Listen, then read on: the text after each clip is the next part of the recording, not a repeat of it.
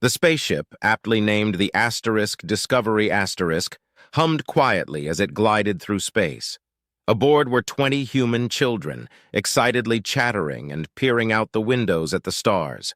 This field trip was supposed to be a simple educational journey to a nearby star system, but as often happens with anything involving human children, things didn't go as planned. "Miss Harper, look at that!" shouted Timmy, pointing at a distant planet.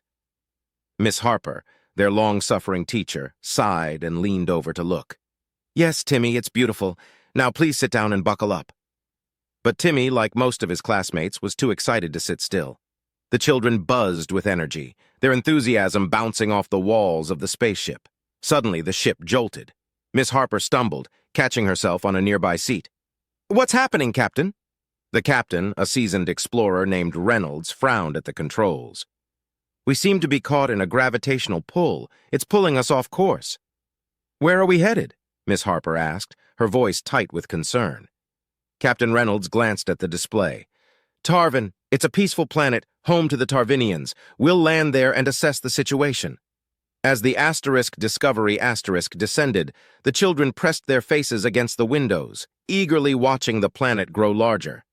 They had no idea that this unplanned detour would soon become a galactic legend. The Tarvinians were a scholarly race, known for their peaceful ways and advanced knowledge. When they saw the human ship landing, they gathered with curiosity and excitement. It was rare for visitors to come to Tarvin.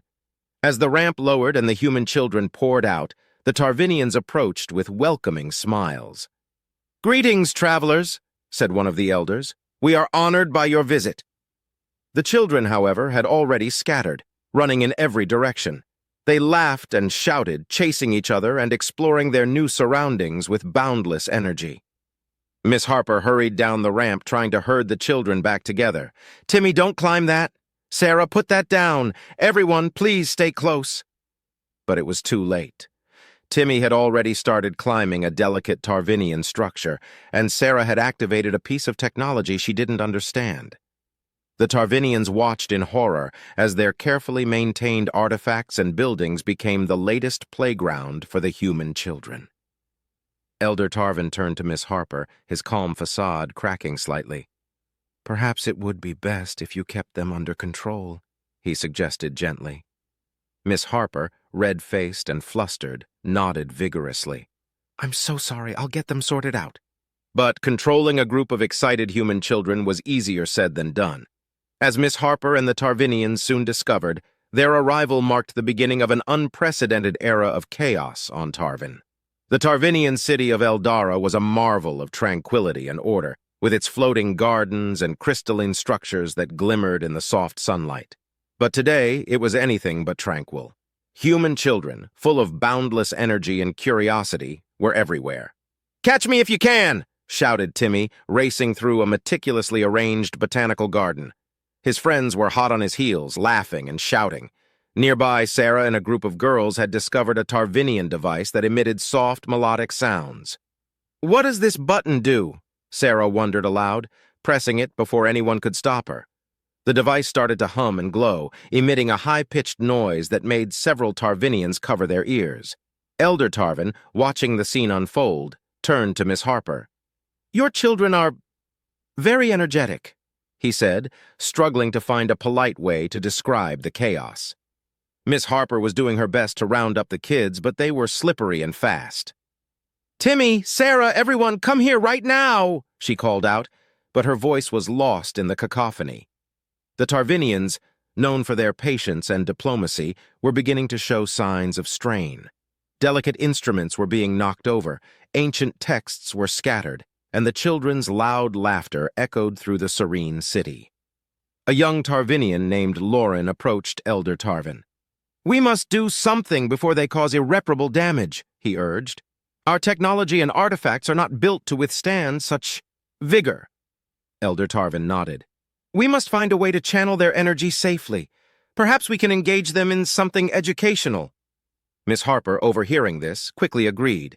"Yes, please. If we can find something to hold their attention, it would be a great help." Lauren and a group of Tarvinian scholars quickly set up a makeshift learning area with interactive displays, hoping to capture the children's interest. The children, curious about the new setup, gathered around. "Wow, what's this?" asked Timmy, touching a holographic display that showed the history of Tarvin. "It's our planet's history," Lauren explained, trying to keep the children engaged. "These are some of the most important events in our culture." The children seemed fascinated for a moment, but their attention quickly waned. One by one, they drifted away, drawn to more exciting pursuits. Timmy found a stack of ancient scrolls and began unrolling them, while Sarah discovered a lever that controlled the floating gardens and started pulling it, causing the gardens to rise and fall unpredictably. The Tarvinians watched in dismay as their carefully maintained city became a playground. Despite their best efforts, the human children were unstoppable forces of nature, leaving a trail of chaos in their wake. As the day wore on, Miss Harper finally managed to gather the children and bring some semblance of order.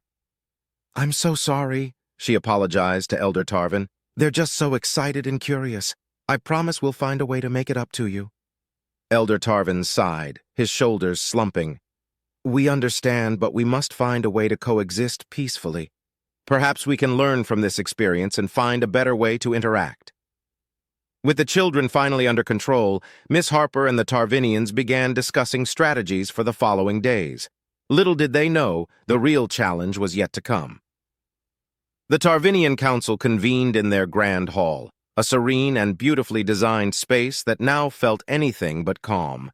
The events of the past day had shaken the normally unflappable Tarvinians, and they were determined to find a solution. Elder Tarvin stood at the center, addressing the gathered council members. "We face an unprecedented challenge. The human children, while not malicious, have caused significant disruption. We must decide how to proceed." Lauren, the young scholar, stepped forward. "We could request the humans to leave immediately," he suggested. "Our planet and its delicate structures cannot withstand much more of their enthusiasm." A murmur of agreement spread through the council, but Elder Mira, another respected leader, raised a hand. "We must be cautious. Forcing them to leave might offend the humans and lead to greater conflicts. We should seek a diplomatic solution." As the council debated, a sudden commotion outside drew their attention. The doors burst open, and a group of children led by Timmy tumbled in, laughing and chasing each other.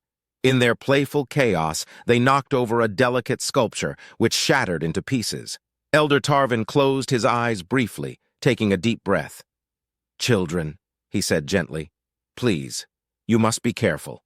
Miss Harper rushed in, her face flushed with embarrassment. "I'm so sorry, Elder Tarvin. I'll get them out of here immediately." But before she could herd them out, Timmy's eyes caught sight of a series of ancient artifacts displayed along the wall. "What's that?" he asked, pointing to a particularly intricate device. Elder Mira stepped forward, trying to engage the children.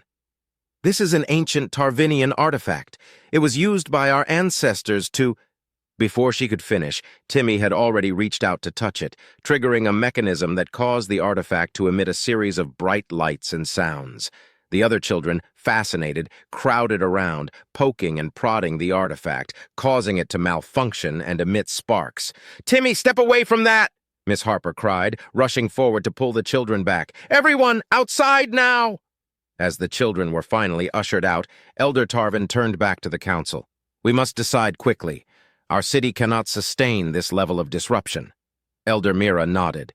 "We need a solution that addresses the immediate chaos but also builds a foundation for future interactions with humans." Lauren, seeing an opportunity, suggested, "What if we channel their energy into something constructive? We could involve them in a project that benefits both our people and keeps them engaged." The council members exchanged thoughtful glances. Elder Tarvin considered the proposal. "It could work. We need to ensure the children are supervised and their activities are directed towards something positive." Miss Harper, who had been listening intently, stepped forward. "I think that's a wonderful idea.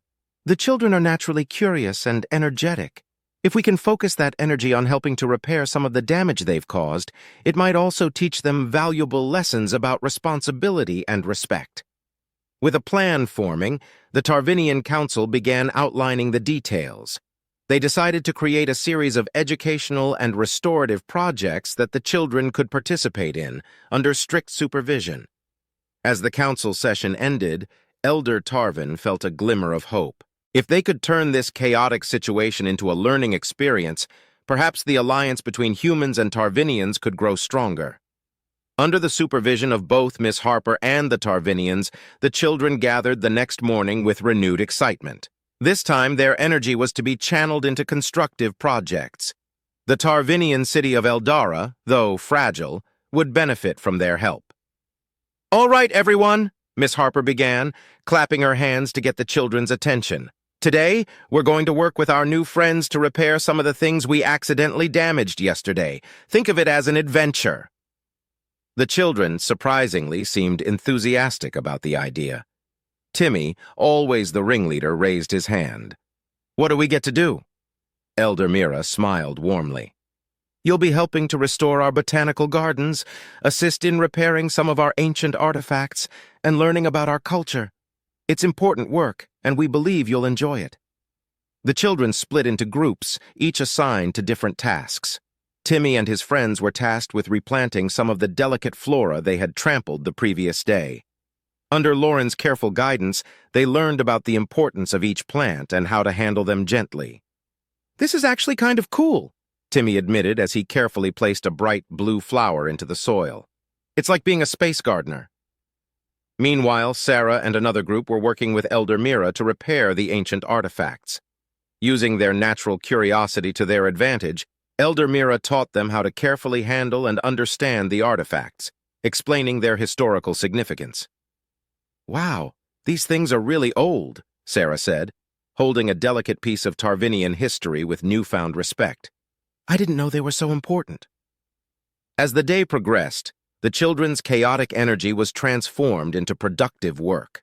The Tarvinians watched in amazement as the young humans, previously seen as forces of destruction, now contributed to the restoration and preservation of their city.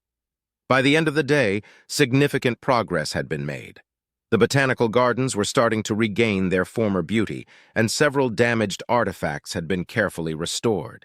The children, tired but proud of their work, gathered for a final meeting. Elder Tarvin stood before them, his eyes twinkling with a mix of gratitude and newfound understanding. "Today you have shown us a different side of humanity. Your energy, while overwhelming at times, has the potential to create as well as to disrupt. We thank you for your hard work and your willingness to learn from this experience." Miss Harper beamed with pride. "You all did an amazing job. I hope this has been a valuable lesson in respect and cooperation." Timmy stepped forward, looking up at Elder Tarvin. "We're really sorry for all the trouble we caused. We didn't mean to mess things up." Elder Tarvin smiled warmly and placed a gentle hand on Timmy's shoulder. "We understand. You are children, full of life and curiosity. This experience has taught us that while we are different, we can learn from each other and find ways to coexist peacefully." With the day's work done and a new bond formed between the humans and Tarvinians, the Discovery prepared to depart. As the children boarded the ship, they waved goodbye to their new friends, promising to be more mindful in the future. As the Discovery lifted off, Elder Tarvin and his people watched, feeling a sense of relief and hope. The chaotic arrival of the human children had brought unexpected challenges, but it also paved the way for a deeper understanding and a stronger alliance.